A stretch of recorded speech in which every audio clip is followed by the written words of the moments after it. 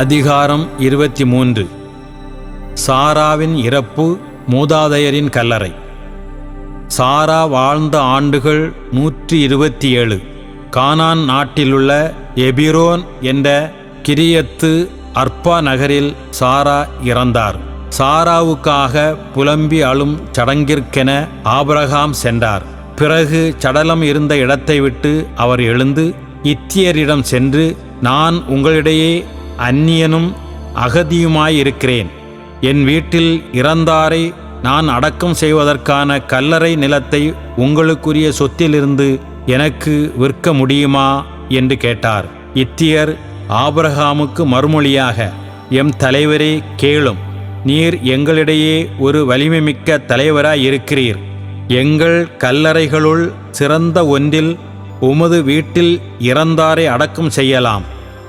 வீட்டில் இறந்தாரை என் கல்லறையில் நீர் அடக்கம் செய்ய வேண்டாம் என்று எங்களுள் ஒருவரும் மறுக்க மாட்டார் என்றனர்.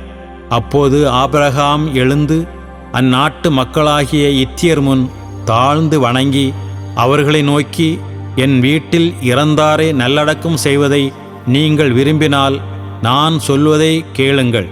நீங்கள் சோகாரின் மகனான எப்ரோனிடம் எனக்காக பரிந்து பேசி அவருக்கு சொந்தமானதும் அவரது வயலின் மூலையில் இருப்பதுமான மக்பேலா குகையை எனக்கு தரும்படி செய்யுங்கள்.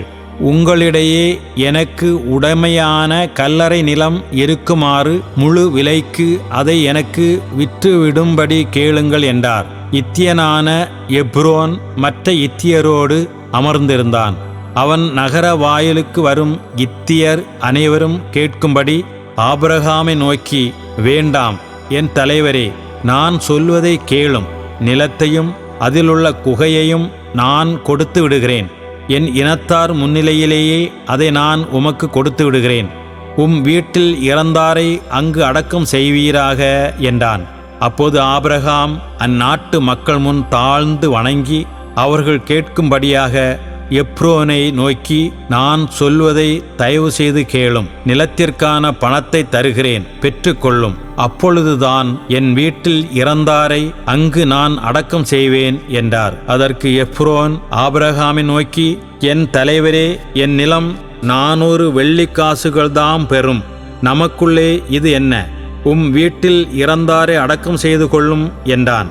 எப்ரோன் சொன்னதற்கு இசைந்த ஆபிரகாம் இத்தியர் முன்னிலையில் பேசியபடி 400 வெள்ளிக்காசுகளை அன்றைய வணிக வழக்கிற்கேற்ப நிறுத்து கொடுத்தார்.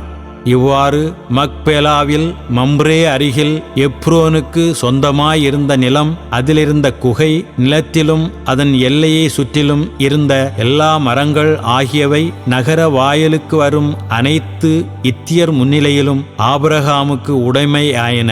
இவ்வாறு மம்ரே அருகில் மக்பேலா நிலத்தின் கல்லறையில் ஆபிரகாமும் தம் மனைவி சாராவை அடக்கம் செய்தார். இதுவே கானான் நாட்டில் இருக்கும் எபிரோன். இவ்வாறு அந்நிலமும் அதிலிருந்த குகையும் இத்தியரிடமிருந்து ஆபிரகாமுக்கு உடைமையான கல்லறை நிலமாக உறுதி செய்யப்பட்டன.